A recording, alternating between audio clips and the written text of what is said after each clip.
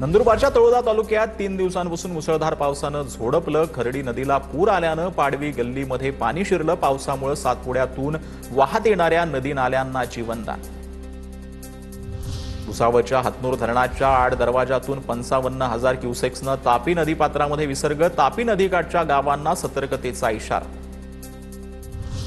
गोदावरी नदीच्या पाणी पातळीमध्ये पुन्हा एकदा वाढ। गंगापूर धरणातून गोदा नदीपात्रामध्ये पाण्याचा विसर्ग सुरू। दुतोंड्या मारुतीच्या गुडघ्यापर्यंत पाणी। गोदाकाठ परिसरामध्ये सुरक्षा रक्षक देखील तैनात।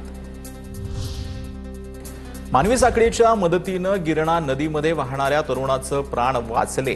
ऋषीपांथा बहाळ येथे विसर्जनासाठी आलेला तरुण गिरणा नदीमध्ये पडला। नागरिकांनी पुलावरून मानवी साखळी तयार करून तरुणाला बाहेर काढलं। प्रसंगावधानामुळे मोठा अनर्थ टळला। सोमठाणा येथील अप्पर दुधना मध्यम प्रकल्प ओव्हरफ्लो। 20 ते 22 गावांच्या पिण्याच्या पाण्याचा प्रश्न मिटला। सांडव्यावरून पाणी वाहत असल्यानं मोठ्या प्रमाणामध्ये पाण्याचा विसर्ग। शेतकऱ्यांमध्ये आनंदाचं वातावरण। नंदुरबारमध्ये सातपुड्याच्या दुर्गम भागात मुसळधार पावसामुळे नदी नाले दुथडी भरून वाहू लागलेत।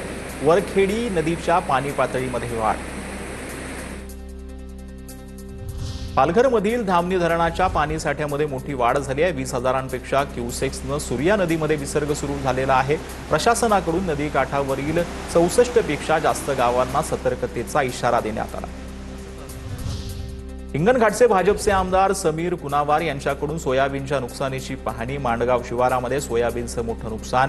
सोयाबीनचं नुकसान होत असल्यानं कृषी विभागाकडून मार्गदर्शनासाठी प्रयत्न करणार। विरारमध्ये जुन्या इमारतीतील रूममधील प्लास्टर कोसळला। एकाच कुटुंबातील 3 जण किरकोळ जखमी। गणेश कोऑपरेटिव्ह हाऊसिंग सोसायटीतील घटना। पालिकेकडून इमारत रिकाम्या करण्याच्या सूचना।